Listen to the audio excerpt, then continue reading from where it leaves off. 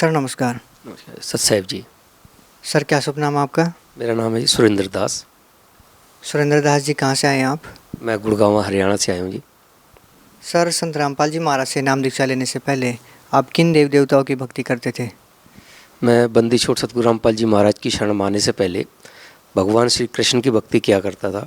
घर में भक्ति शुरू से ही थी, माता रानी की पूजा शुरू से घर में थी। मैं आगरा को बिलोंग करता हूँ, यूपी से, और शुरू से ही भगवान श्री कृष्ण को इष्ट मानकर उनकी भक्ति किया करता था। मथुरा वृंदावन में जाकर के मैं फेरी लगाया करता था। गोवर्धन की परिक्रमा हर महीने, पूर्णमासी की परिक्रमा लगाना, बीच में अगर मौका मिल गया फिर चले जाना, उनके भजन गाया करना। मैं बहुत ज़्यादा उनकी भक्ति किया करता था, सुबह शाम उनकी आराधना करता था।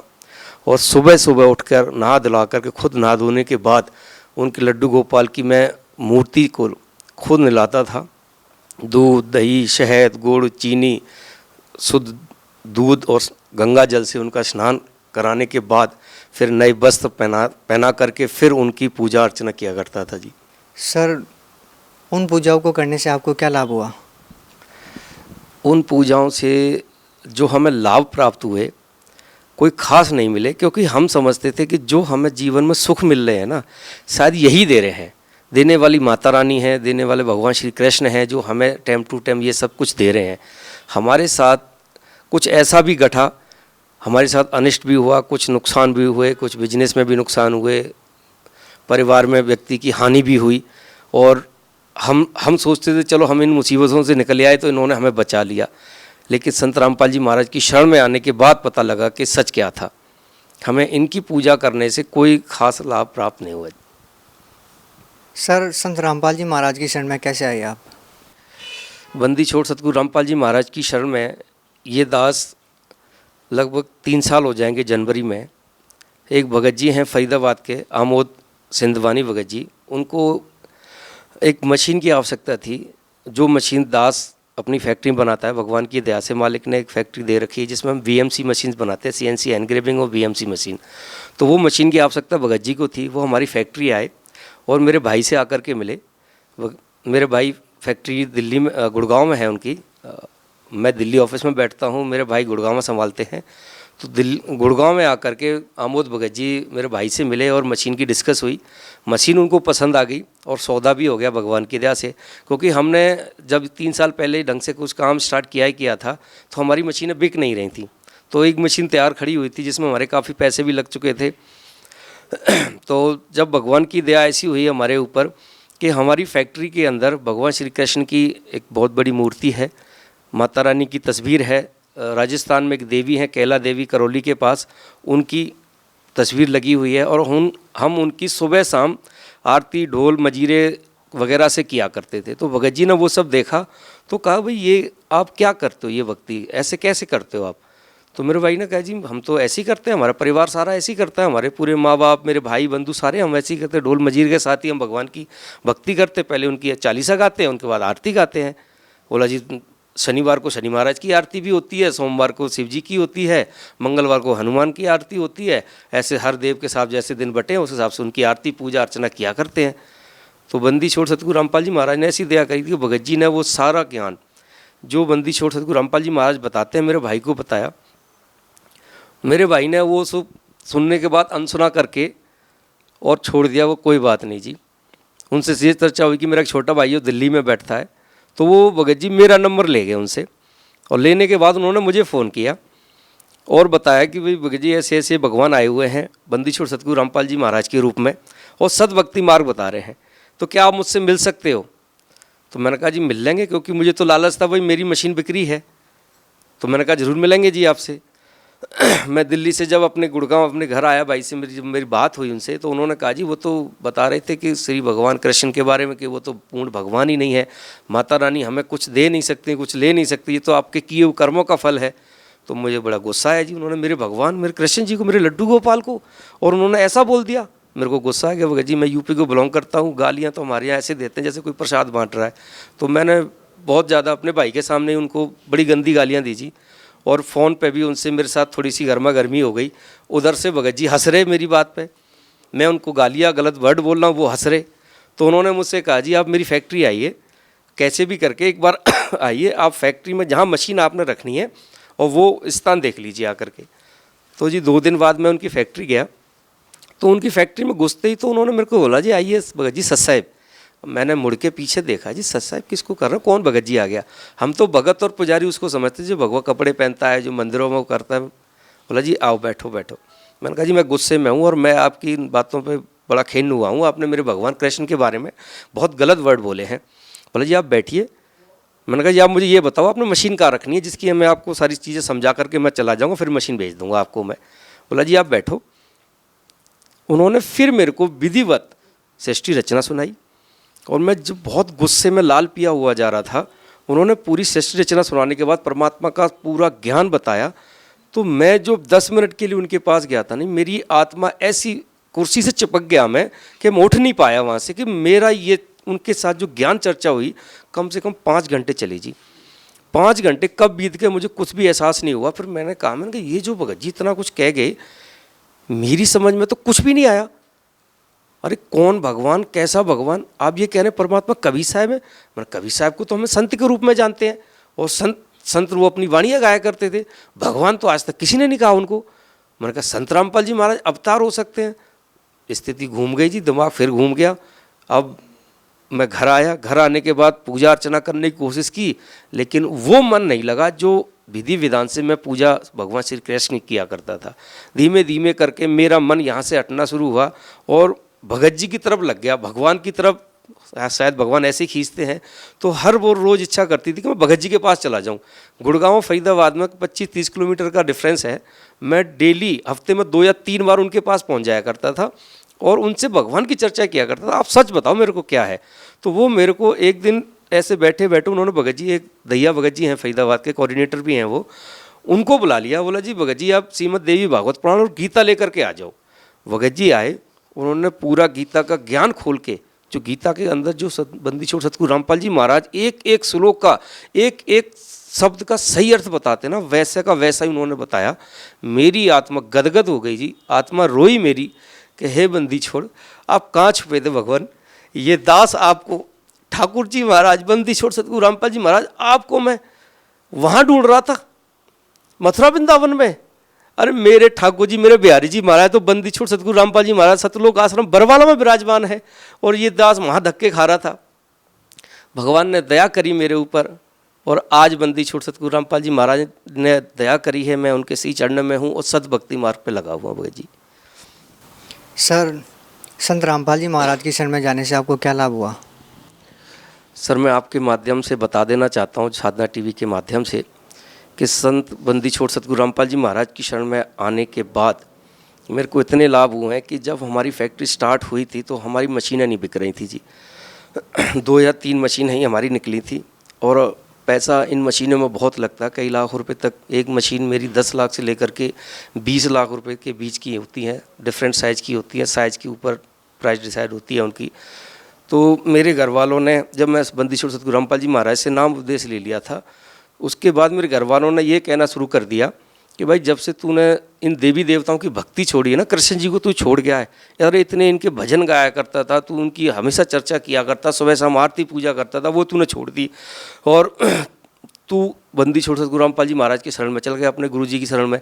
जब से तू उनकी शरण में गया तब से फैक्ट्री में काम नहीं है, तेरी वजह से ऐसा हो रहा है कि तेरी फैक्ट्री में काम नहीं है।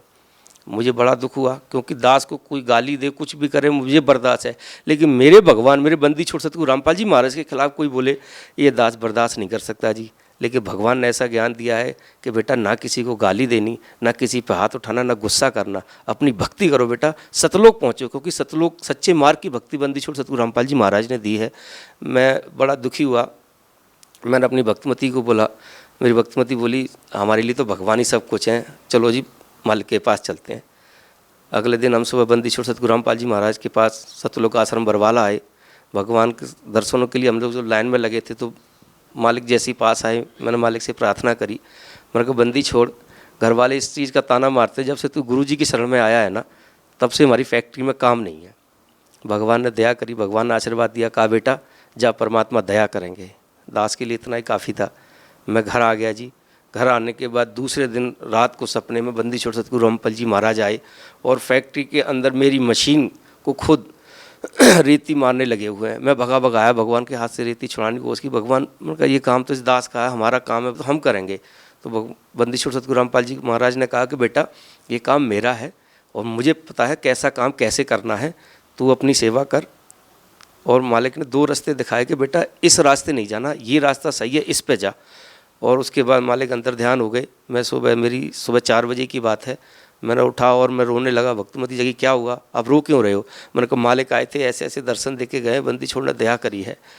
तो फिर उसी हफ्ते भगवान ने ऐसी दया करी कि 4 मशीनों का ऑर्डर हमें एक साथ मिला जी, जो हमारे लिए बहुत बड़ी बात थी। जिस फैक्ट्री की 3 मशीनें बिकी हों, उसके बाद 4 मशीन का ऑर्डर आना ये बहुत बड़ी बात है। उस दिन का दिन आज है। मालिक की दया से एक के बाद एक मशीनें बिकती गई और हमारा बिजनेस साथ में आसमान को छू रहा है। बंदी छोड़ सतगुरु रामपाल जी महाराज की शरण में आने के बाद मेरा एक बेटा है 3.5 साल का, उसके दोनों पैरों में ऐसे राउंड हो गया था, बीच में दोनों पैर ऐसे हो गए थे। मैं बड़ा दुखी हुआ। मैंने कहा इसके बच्चे के, छोटा सा बच्चा है, इसके ऐसे पैर, तो इसका क्या कराऊं? तो लेकिन भगवान का हमने ज्ञान सुना है कि भगवान के अलावा और कोई कुछ नहीं कर सकता, ये तो व्यर्थ की चीज़ है। हम जिसकी मर्जी पीछे भाग लें, भगवान जो चाहे वो कर सकता है। हम बंदी छोड़ सतगुरु रामपाल जी महाराज की शरण में गए, मालिक से प्रार्थना करी कि बंदी छोड़ ये आपका बच्चा है, मालिक इसके पैर देखिए। मालिक ने पैर देखे, दोनों हाथ पकड़े, बेटा कुछ नहीं बेटा, ये तो ठीक हो जाएगा। और आज मेरे बच्चे के दोनों पैर बिल्कुल सीधे हैं, किसी प्रकार का कोई कष्ट नहीं है। सर, कुछ लोगों में ऐसी धारणा ही बनी हुई है कि संत रामपाल जी महाराज अन्य धर्मगुरुओं की निंदा करते हैं, क्या कहना चाहेंगे? ये सरासर झूठ है जी। सच को सच कहना निंदा कैसे हो सकती है? मैं अगर किसी संत की निंदा कैसे कर सकता हूँ? अगर वो सही है तो सही कह रहा हूँ मैं, अगर मैं उनकी बुराई कर रहा हूँ, मैं पीछे उनकी कुछ गलत वर्ड बोल रहा हूँ तो बुराई हो सकती है। सच को सच कहना गलत नहीं होता। जैसे सरकार क्या काम करती है कि सारी दुनिया को पता लगे कि भाई 500, 1000 का नोट नकली आ रहा है, तो उसकी वो दोनों में अंतर बता देती है कि भाई असली नोट के अंदर ये फर्क है और नकली अंदर ये कमी होगी, नकली नोट के अंदर। तो वो समाज को पता लग गया। ये तो परमार्थ का काम है, ये तो परमार्थ का काम कर रहे हैं बंदी छोड़ सतगुरु रामपाल जी महाराज। बता रहे हैं कि तुम जितने धर्मगुरु हो, आप ये अपने अनुयायी बनाए हुए हैं, आपने इतने शिष्य हैं आपके, उन सबको भ्रमित कर रहे हो। सच्चा ज्ञान सदग्रंथों के अंदर लिखा हुआ है, वो तो आप बता नहीं रहे और उल्टी लीला चला रहे हो।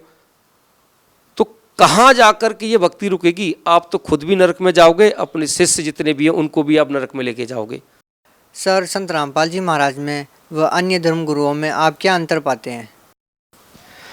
जितने भी और धर्मगुरु हैं वो शास्त्रों की विरुद्ध साधना बताते हैं। जैसे कि भगत जी अभी मैंने बताया, गीता में लिखा है कि 3 गुणों की भक्ति जीव को नहीं करनी चाहिए, व्रत उपवास मेडिटेशन नहीं करना चाहिए। ये गीता के अंदर प्रमाण है।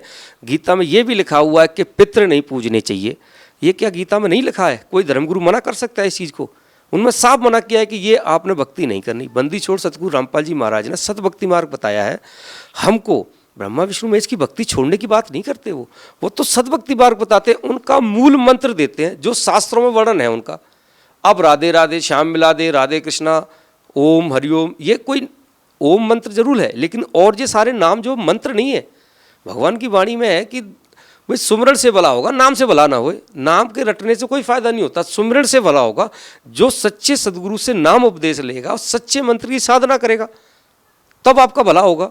सर, सच्चे सदगुरु की क्या पहचान है? सच्चे सदगुरु की पहचान गीता के अंदर बताया हुआ है कि अर्जुन तू तत्वदर्शी संत की खोज कर, उसको सहज भाव से दंडवत प्रणाम कर, कपट छोड़कर तू उसको प्रसन्न कर, तब तुझे वो परमात्मा तत्व का ज्ञान देंगे। जब तक तत्वदर्शी संत नहीं मिलेंगे तब तक आपका उद्धार नहीं हो सकता। तत्वदर्शी संत कौन होते हैं? कि गीता के अंदर लिखा हुआ है कि उल्टा लटका हुआ भक्ति रूपी पौधा, उसकी सारी विधि यानी जड़ से लेकर के तना से लेकर के शाखा से डालियों पत्तों तक सहवेद विद बता देगा, वो तत्वदर्शी संत होगा। और वही संत रामपाल जी महाराज कर रहे हैं। आज से पहले आज तक किसी ने ये ज्ञान नहीं दिया हमको। जब ये बंदी छोड़ सतगुरु रामपाल जी महाराज पूरा ज्ञान खोल दिया, आज हम भगवान की शरण में हैं और सच्चा ज्ञान प्राप्त करके सद्भक्ति मार्ग पर चल रहे हैं, अपना कल्याण करवा रहे हैं हम। सर, संत रामपाल जी महाराज आपको किस प्रकार की भक्ति दे रहे हैं? बंदी छोड़ सतगुरु रामपाल जी महाराज सतभक्ति मार्ग बताया है, जो शास्त्रों में विधि है। शास्त्रों के अंदर जो एक्चुअल विधि है वो बंदी छोड़ सतगुरु रामपाल जी महाराज ने बताई है। ये अटबट हम करते रहते, व्रत करे जा रहे हैं, 9 देवी के 9 दिन तक भूखे मर रहे जा रहे हैं। अरे भूखे मरने से भगवान नहीं मिलते। भगवान की सच्ची भक्ति शास्त्रों के अंदर वर्णन है उसका, चारों वेद वही व्याख्यान कर रहे हैं। गीता भी हमारी कह रही है, श्रीमद् देवी भागवत पुराण में भी सब कुछ लिखा हुआ है, लेकिन हम वो विधि ना कर करके उल्टी विधि पे लगे हुए थे, इसलिए सारे दुख मिल रहे थे। आज बंदी छोड़ सतगुरु रामपाल जी महाराज के मार्ग में आकर के, उनके सी चरणों में आकर के सद्भक्ति मार्ग पर चल रहे हैं। सर, आपको पूर्ण विश्वास है कि जो सद्भक्ति संत रामपाल जी महाराज ने आपको दी है उससे आपका पूर्ण मोक्ष होगा? 100% जी, इसमें कोई दो राय नहीं है। अगर कोई इस बात से इनकार करता है तो मेरे भाइयों, आपसे हाथ जोड़कर प्रार्थना है कि आप बंदी छोड़ सतगुरु रामपाल जी महाराज के जो सत्संग टीवी के आता है, जो साधना चैनल है, उस पर नीचे एक पट्टी चलती है पीली कलर की, उस पर सारे नंबर आते हैं, वहाँ से आप चेक कर सकते हो। 7:40 से 8:40 तक शाम को साधना चैनल पर सत्संग आता है, वो सुनिए और फिर खुद स्वयं निर्णय कीजिए, क्या वो गलत कहते हैं? अगर सच है तो फिर आप भी अपना कल्याण करवाओ। ऐसे भक्ति मार्ग, ऐसा सच्चा गुरु इस धरती पर दूसरा नहीं है। अगर तुम्हें विश्वास नहीं होता तो 100 प्रमाण ये दास भी दे सकता है, भगवान तो दे ही रहे हैं, ये दास भी देगा आपको। सर, सामाजिक तौर पर देखा जाए तो जो बरवाला की घटना हुई है उसको देखने के बाद श्रद्धालु पीछे हट जाते हैं, लेकिन संत रामपाल जी महाराज के बारे में ऐसा नहीं है। क्या कारण है इसका कि संत रामपाल जी महाराज के समर्थकों की संख्या दिन ब दिन बढ़ती जा रही है, उनकी तादाद और ज़्यादा हो रही है, लेकिन ऐसा आमतौर पे होता नहीं है? क्या कारण है, हमारे दर्शकों को बताना चाहेंगे?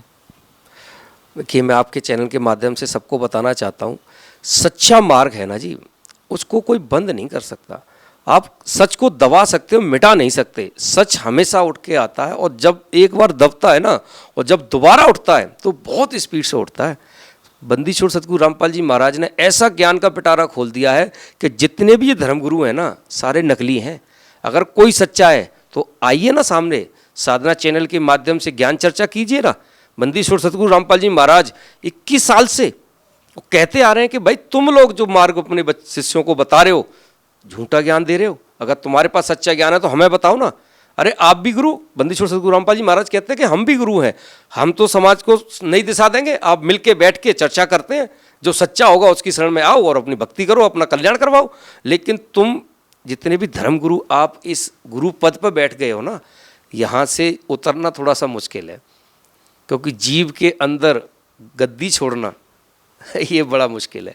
जब तक सच्चा गुरु नहीं मिलेगा, जब तक ये लालच नहीं छूटेगा, तब तक कल्याण संभव नहीं है। अगर आप सच्चे हो, जितने भी धर्मगुरु सुन रहे हैं, चाहे राधा स्वामी पंथ हो, दंदन सदगुरु हो, डेरा सच्चा सौदा हो, या आसाराम जी से जो भगत जुड़े हुए हैं, या जितने भी इस धरती पर जितने भी धर्मगुरु हैं, अगर वो ये कहते हैं कि सच्चा ज्ञान है, तो आइए ना साधना टीवी की चैनल के माध्यम से और करिए ज्ञान चर्चा।